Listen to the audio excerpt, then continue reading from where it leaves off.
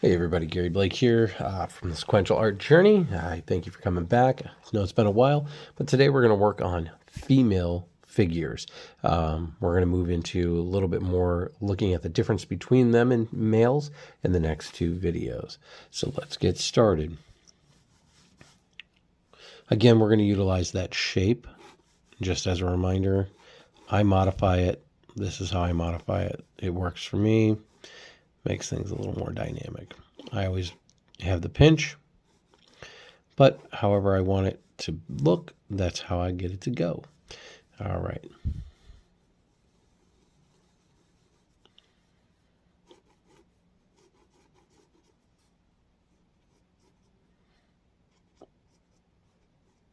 So I hope everybody's been good since the last video. I appreciate all the comments and everything like that. Always helpful to know what you guys are looking for.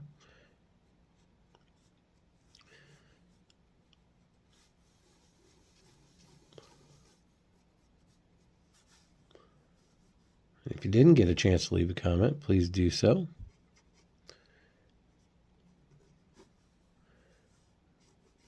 Do like hearing from you guys.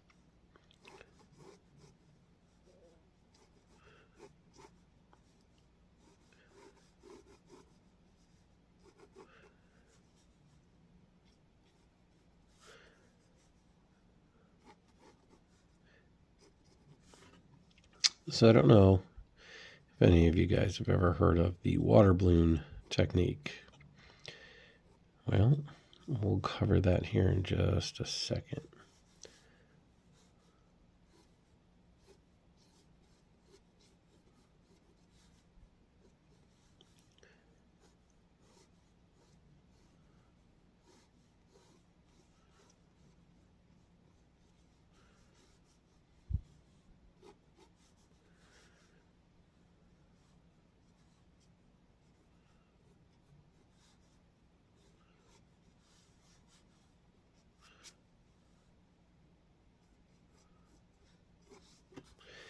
And so that's like a basic figure, but you can still see the shape. And the reason I left that shape in there is I want you guys to see how it kind of gets used.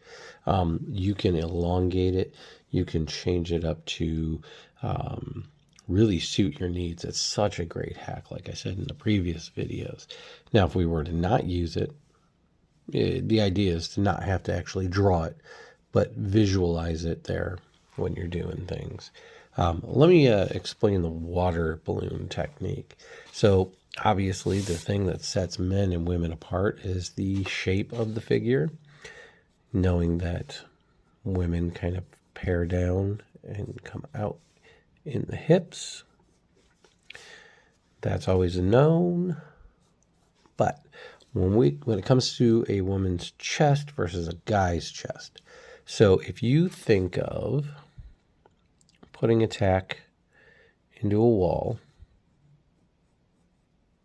okay, and you put a water balloon on it, what does the water balloon do? The water balloon stretches down, and it actually hangs like this, right? So what happens if we hang two of them?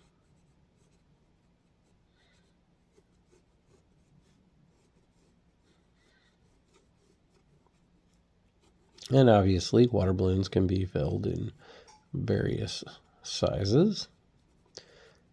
But as a fun technique, here you are. Now, if we pin those to the collarbone, what do we have? Go ahead and throw a bikini top on here, or even a tank top.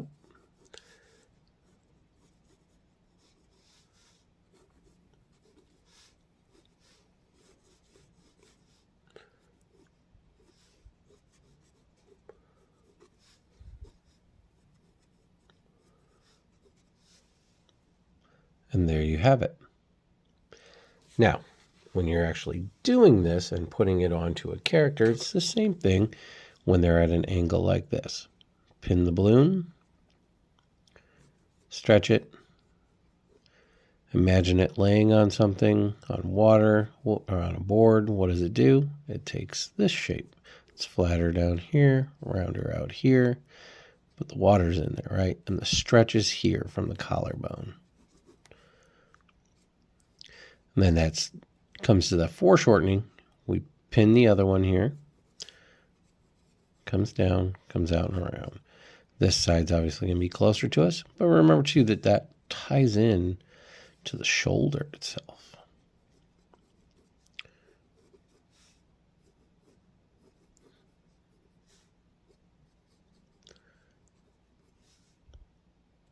Can you see it?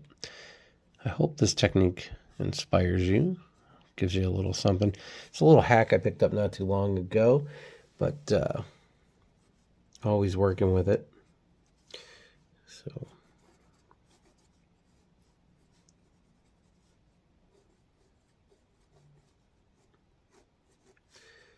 throw that up there.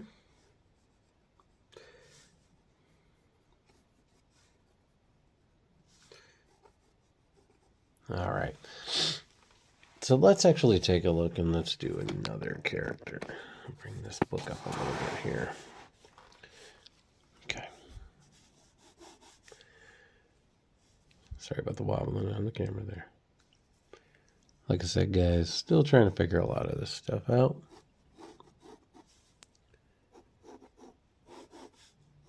Throw the shape, right? That's the shape we want. Figure out where your head goes.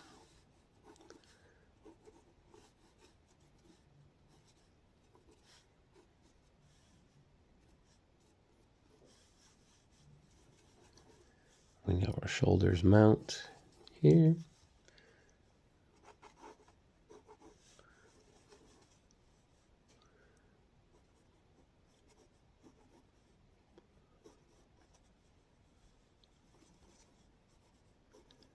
And hopefully this will kind of come into view and you'll understand who I'm drawing.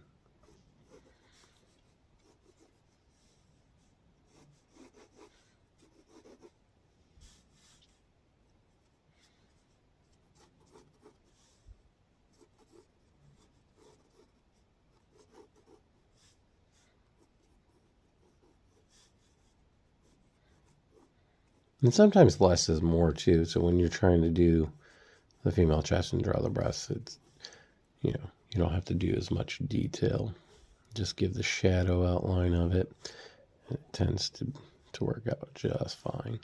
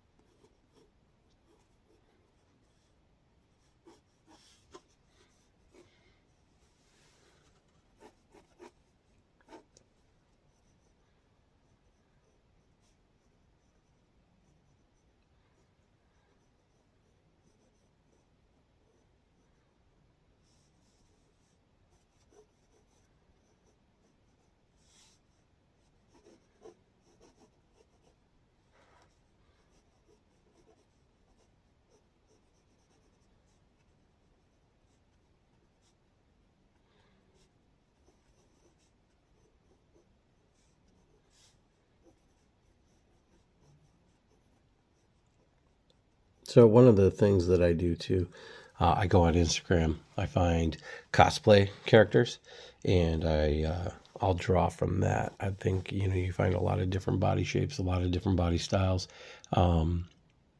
where you can actually get a cosplayer in a costume like this, and you're able to draw it. Drawing from reality as opposed to drawing from the comic book gives you a little better oomph on your proportions and things like that. So definitely recommend drawing from some cosplayers.